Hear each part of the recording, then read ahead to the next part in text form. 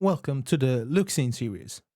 This series will have dead times, not so accurate post-production, and a lot of backtracking. This series is meant to be a deep lore analysis and 100% completion of the game. Thanks for your attention.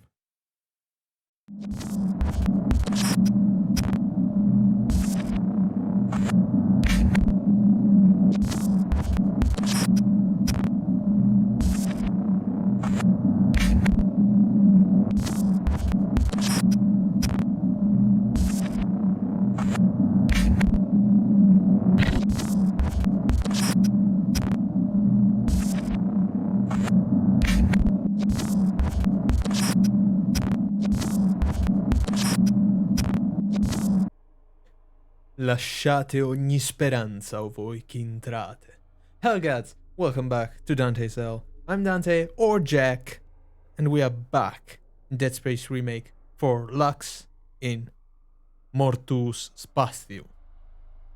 In this episode, we are in the middle of medical deck and about to reach the 0G therapy room. This episode will probably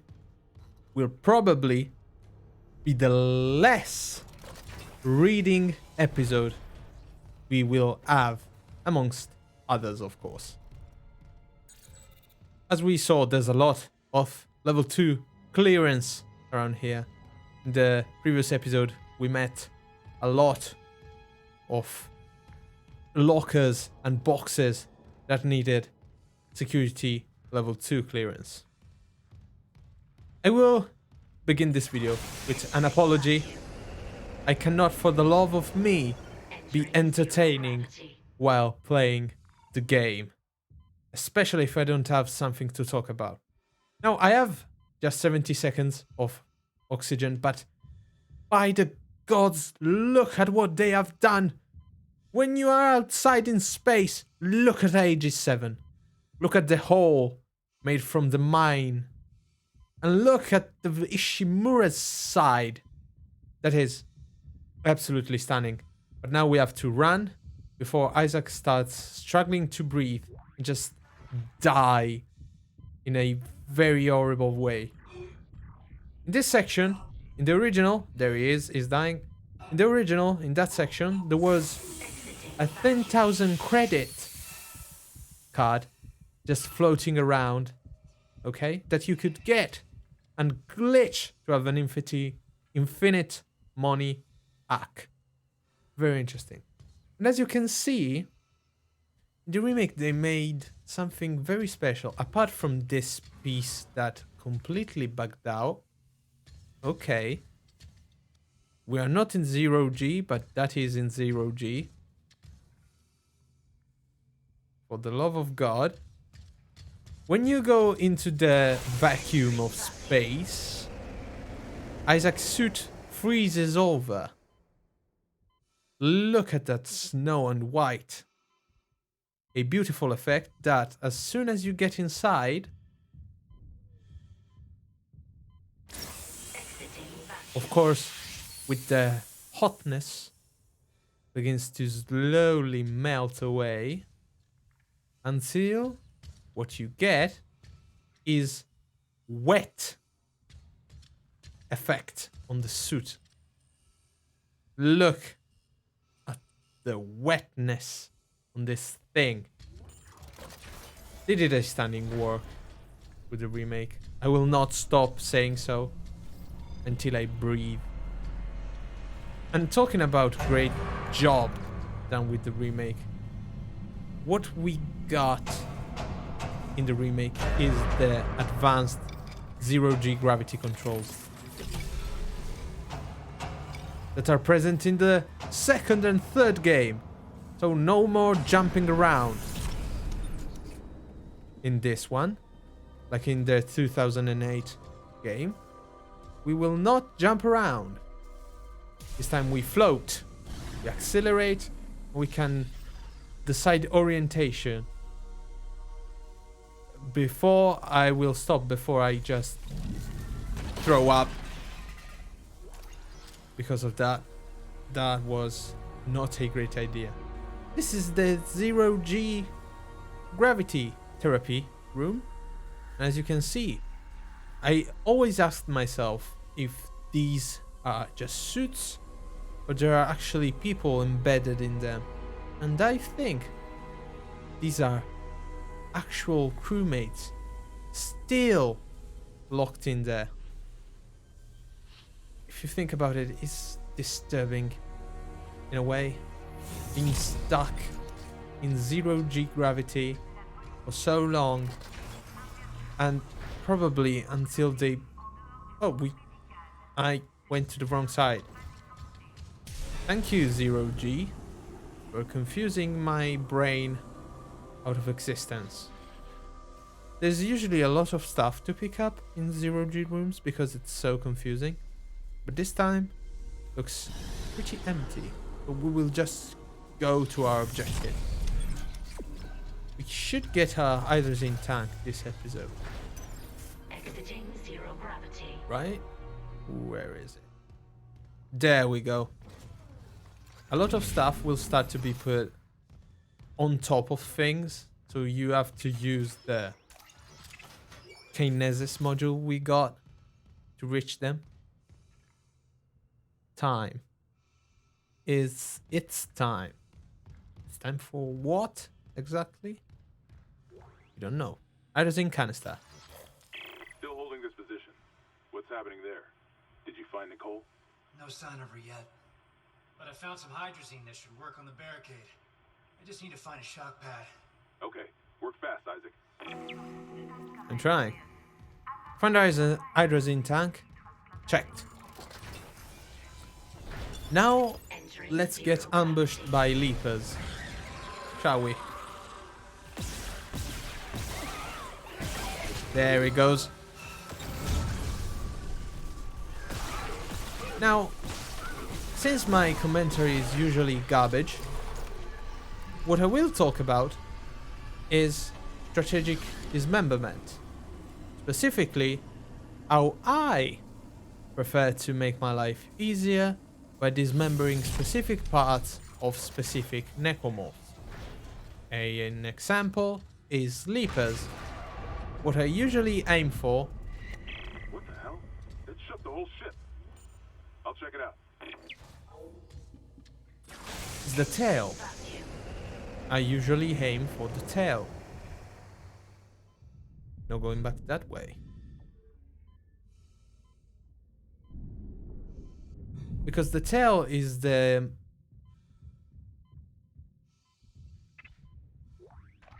Because the tail is basically the main mean of attack. Without that, they find themselves still capable of biting and clawing at you with the long fingernails built to climb stuff. But the tail is the main problem because it stretches and can reach you from very, very far. Exiting vacuum.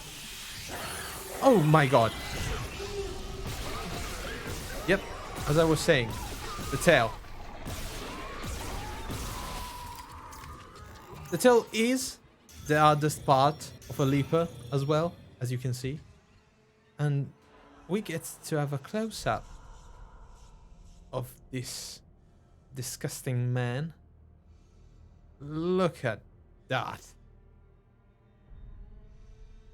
Ah. Thank the gods. We already talked about leapers. Plenty. If I can say so myself.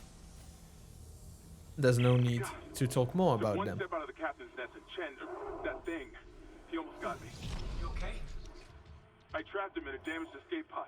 He's snarling like, this is fucked up. Hurry, Isaac.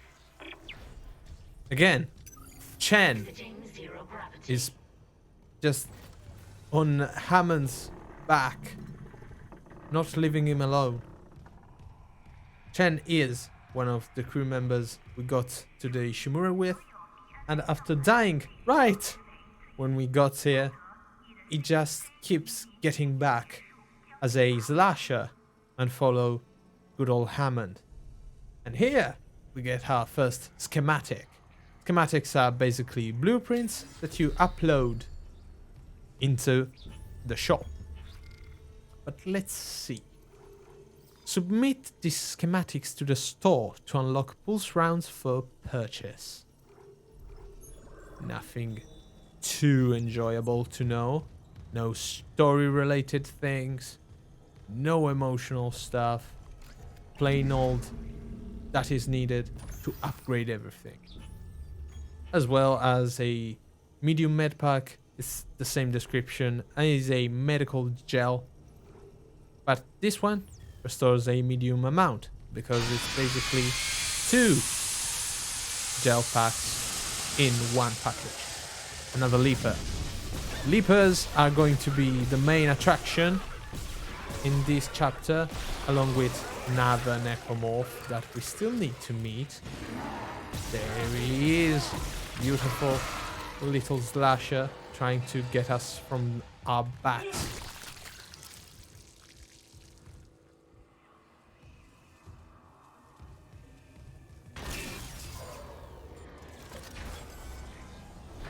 And we are back. As I said, the Ishimura in the remake is connected in a beautiful way. You can basically reach every single point or bridge on foot. And that, in my opinion, is a added bonus. Is very, very good. Reminder, as the save states, we are playing in impossible mode, and the danger of dying is like on us at every possible time. If not by a necromorph, by things like this door. Stasis it, slow it down, then get through it. Do not try any mad strategy or anything like that. Main lab. This time we are looking for a shock pad. Grab loose objects with kinesis. Throw sharp objects at enemies to impale them. Now, this, like in the original, is going to be an arena where security lockdown will take effect, and we will have to survive until every single necromorph is killed. Sadly, my commentary is going to turn even worse than it actually is, or that it usually is. And that is because I cannot, for the love of me, talk and shoot at the same time. I'm incapable of basically doing this simple task in any shape or way or form. And because I'm incapable of doing this simple task, what I usually do is talk about how I am incapable of doing this simple task to keep talking. That's interesting. But why not talk about the slashers? Yeah, let's do that. So what I usually do with slashers is I aim for the legs.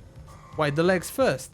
The legs are what usually slows slashers down the most. Even though I could aim for the arms to not be attacked, still, they do bite, so they hurt no matter the way. You will make them slower if you aim for the legs. And aiming for the legs is what I suggest in any difficulty you play, because after the legs are lost, they start to crawl using their hands, and they take a lot more time to charge an attack of any kind. And that lets you strategize to stop them in some other way. Like this, legs off, and then they crawl, and you have all the time in the world to just take off everything else. That's already crawling. We shot it with another one's knife. A mechanic introduced in Dead Space 2, and that they kept for Dead Space 1's remake. In the original game, you couldn't do this, sadly. Now, we can. We ran out of ammo. That is a serious problem. Serious problem. We have got a serious problem. I need ammo. I need something to shoot. That's it. That works. Thank God I forgot about having the... I completely forgot I had the pulse rifle. Thank God I still have this thing. I was thinking about putting it back into the shop. My goodness gracious. That was horrible. Do not do this if you're playing in impossible mode. By the gods. Oh my god.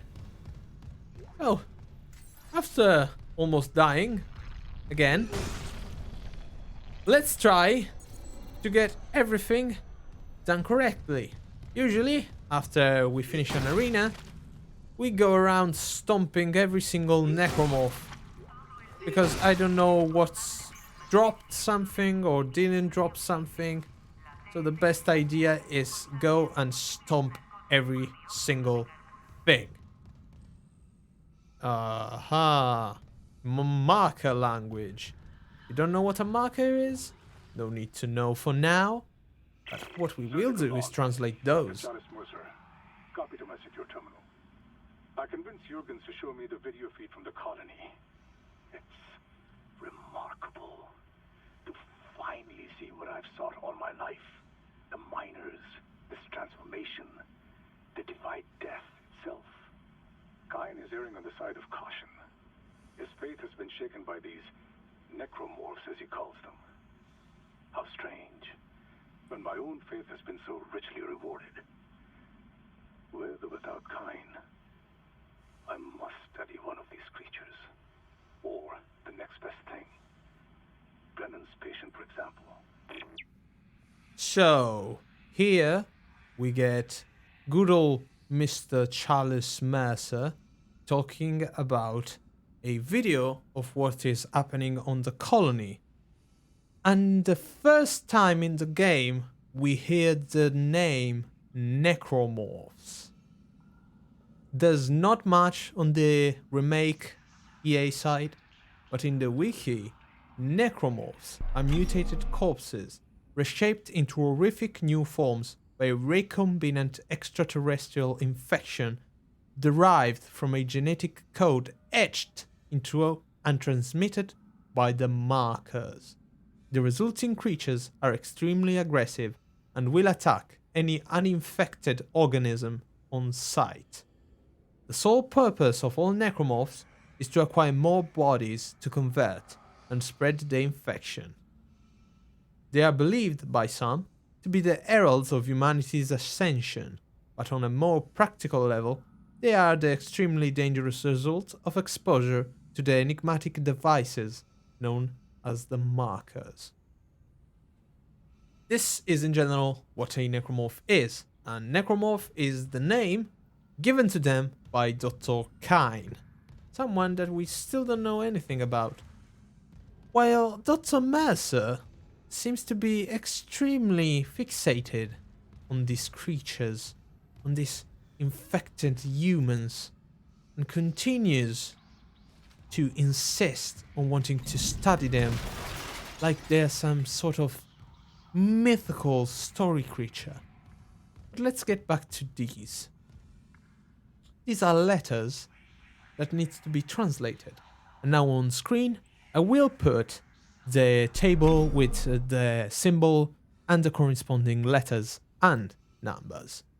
So if you want, please proceed and go ahead to translate it.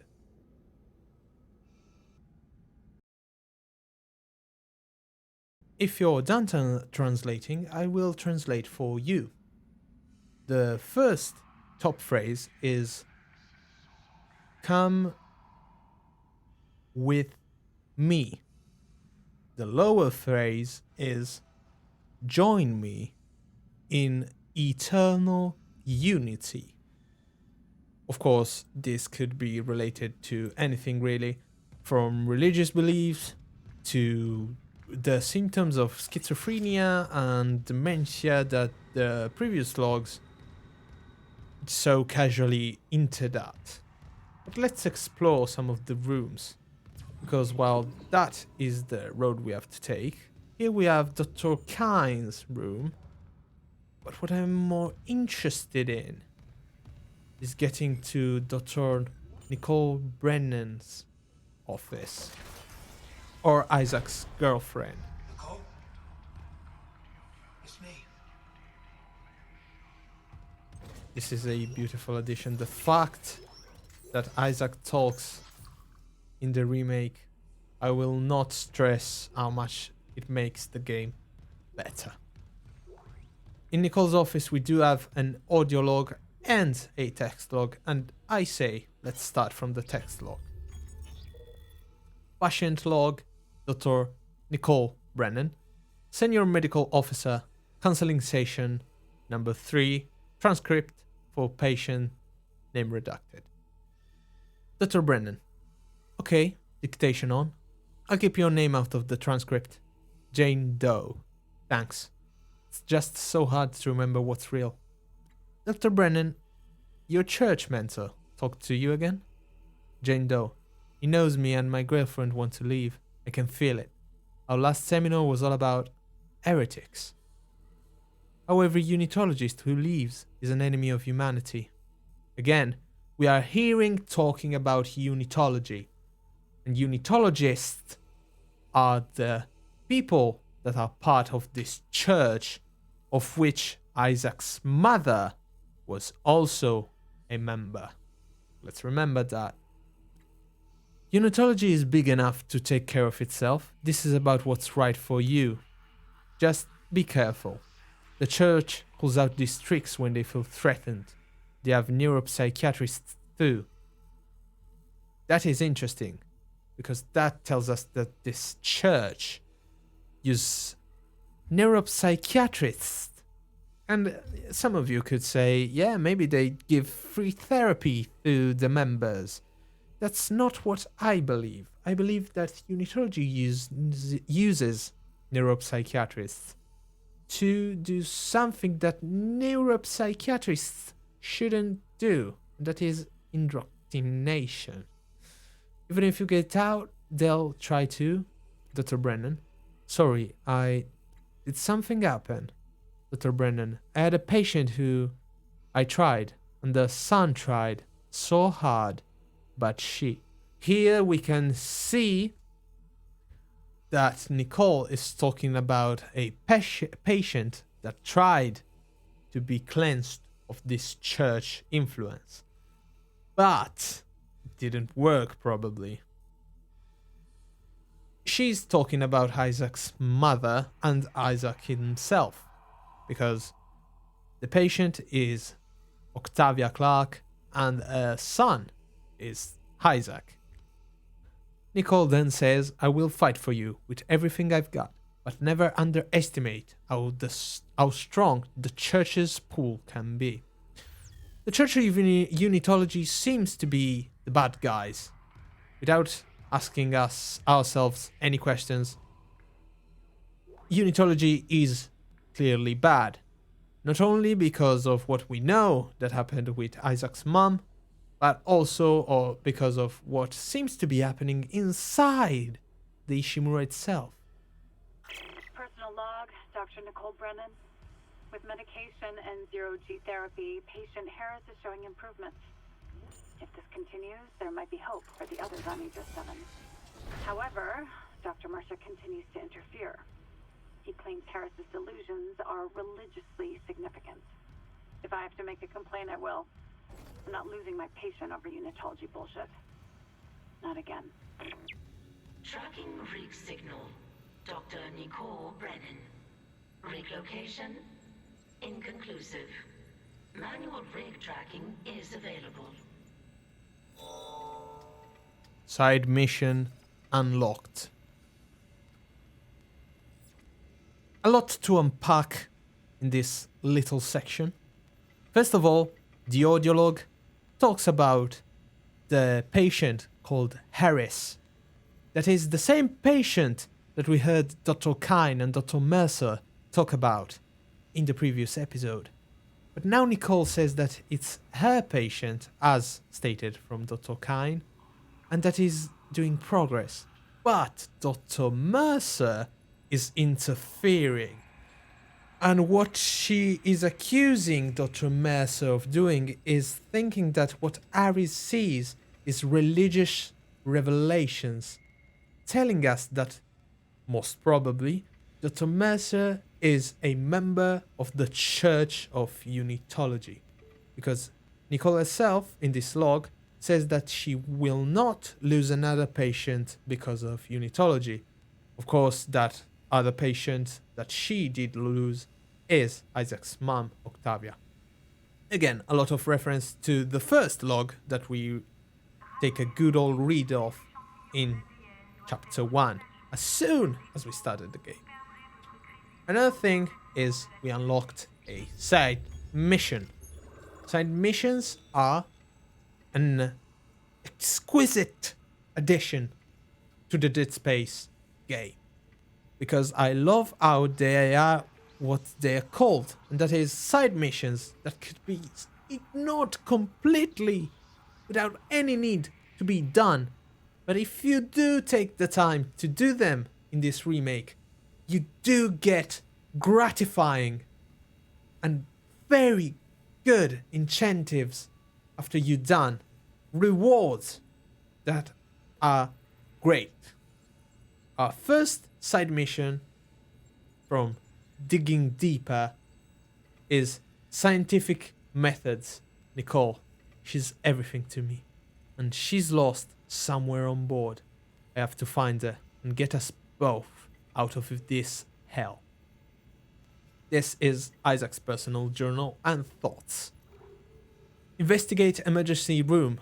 I can't reach the emergency room until I destroy the barricade, so for now we cannot complete this side mission. Location is on the medical bridge. Nicole was working in the Ishimura's emergency room. If I retrace her steps, maybe I can find out what happened to her. And this is beautiful. Finally, we can get something that brings us to know what happens before the Ishimura goes completely nuts. And especially they give a lot more attention to what in the original 2008 game was just, yes, it's Isaac's girlfriend. He came here because he wanted to look for her and meet her again. But something was wrong. We meet in the original Dead Space not much of Nicole. No information, no thoughts from her or what she did while she was serving on the Shimura. We just get, yes, she's Isaac's girlfriend. So he went with a repair team as a volunteer to try and repair everything.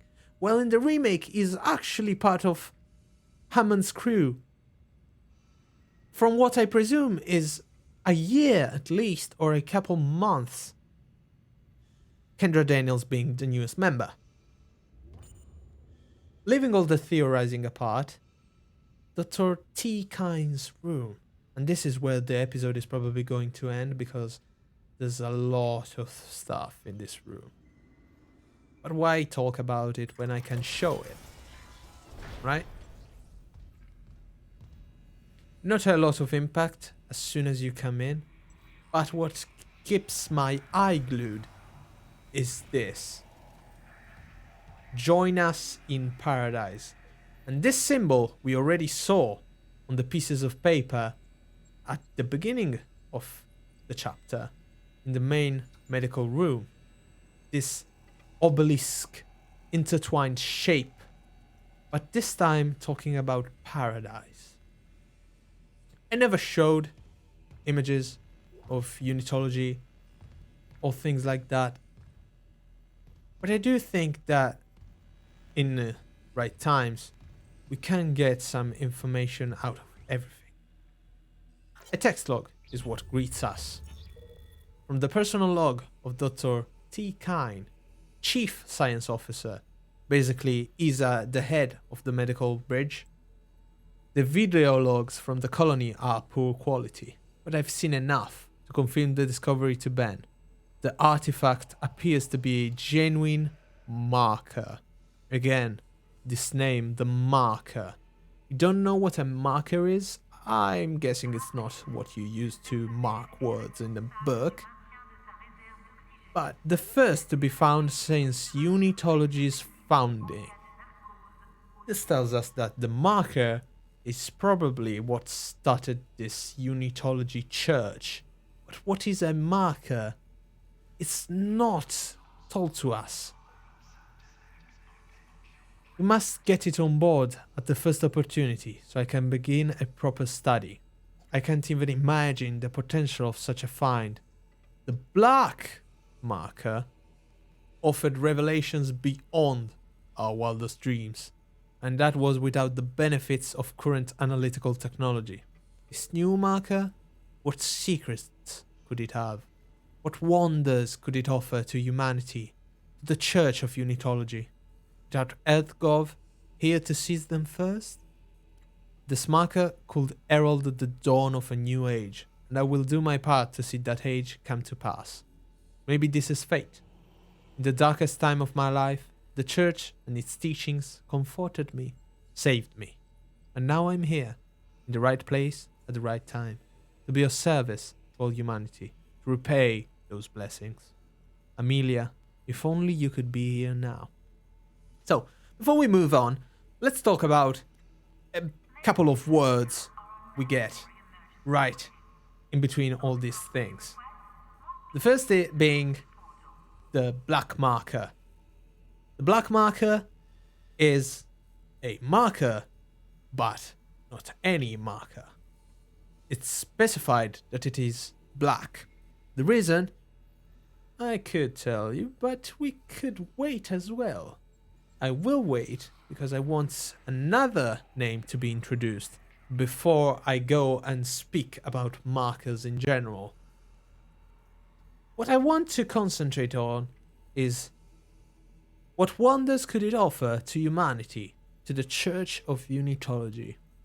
You know, the Church is a association that is said to be a cult and that is run by what, by the looks of it, is a lot of influential people, because Dr. Kyne himself, Dr. Mercer, they are all very prominent, in very prominent positions on the Ishimura, one being head chief and the other the right under Dr. Kyne. We then have EarthGov. EarthGov is not something we heard too much about. We do know that EarthGov was named by Kendra at the start, while talking about CAC and everything else. And the EarthGov as well needs his time to be talked about. For now, let's get this.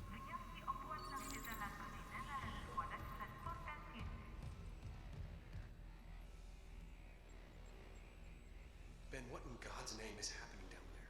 Precisely that. God's work. How can you say that? These deaths at the colony, the paranoia, the hallucinations. You wanted a scientific analysis? Cause and effect?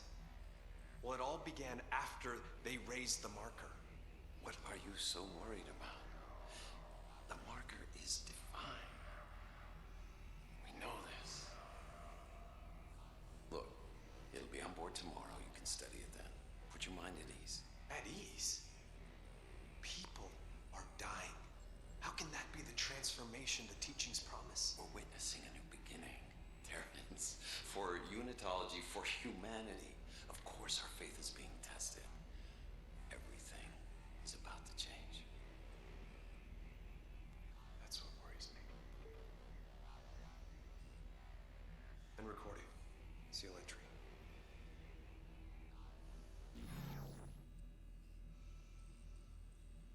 Very interesting discussion between Dr. Terence Kyne and what, by the name said by Hammond of the rig we're looking for, Ben is the short for Benjamin Matthews, or the captain.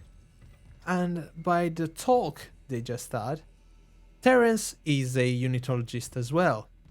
But not only him, the captain looks to be of a pretty strong faith as well.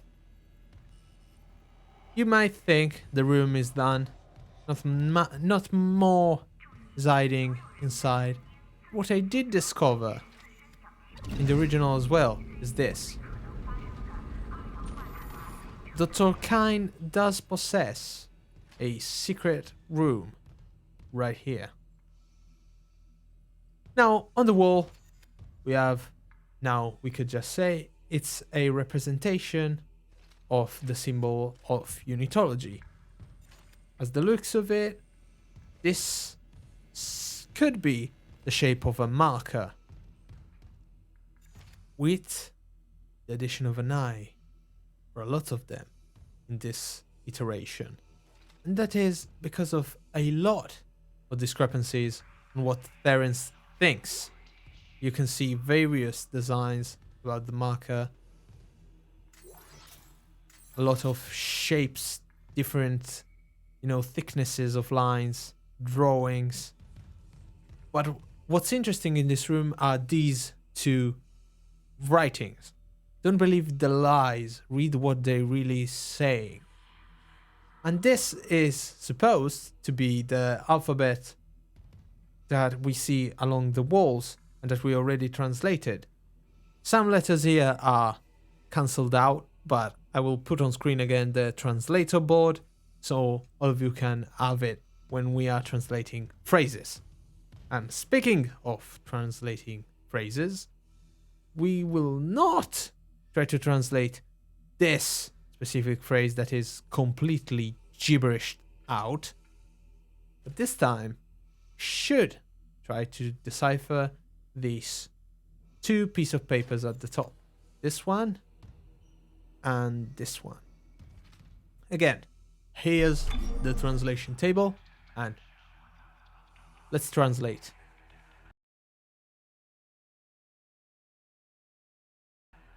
If you are done with the translating, I will now proceed to translate for you. The first paper, the one with a single word, says unity, while the other one says unity is the answer. Not too much information, but that shows that unitologists seem to have this, as the name suggests, after all, having the word itself into the name of the religion, a fixation with unity and unification or regrouping of, I don't know, beliefs, people maybe, or some sort of reunion process. Not much is told to us, and for now I will leave unitology and markers for another moment. As I said, I am trying to prepare arguments for when you can get the okay, this, and that makes sense. Now we have too less too early. Okay? That is, I don't know. In this room, we also have some interesting papers of a necromorph internal structure. As you can see, they were probably studying the modification on the patients. We have a X-ray of a completely transformed slasher, and that down here there looks like a bat or flying thing. While the red one is most probably a patient that is undergoing transformation. As you can see, his arms are fusing into his abdomen and his neck is just protruding outside. On this side, we have the exact same thing, but in this case, we have a see-through image of the same red one on this side. After going through all this stuff, I can confidently say we are almost over the 40 minutes mark. And, Elgads, as per usual, I would like to ask all of you to bear with my commentary, especially when I don't have anything to read or theorize about. And I hope those little sections will be excused by all of you. But for now, thank you very much for watching, Galgads. And as always, I'll see you all again quando torneremo a guardare le stelle. See you in the next episode.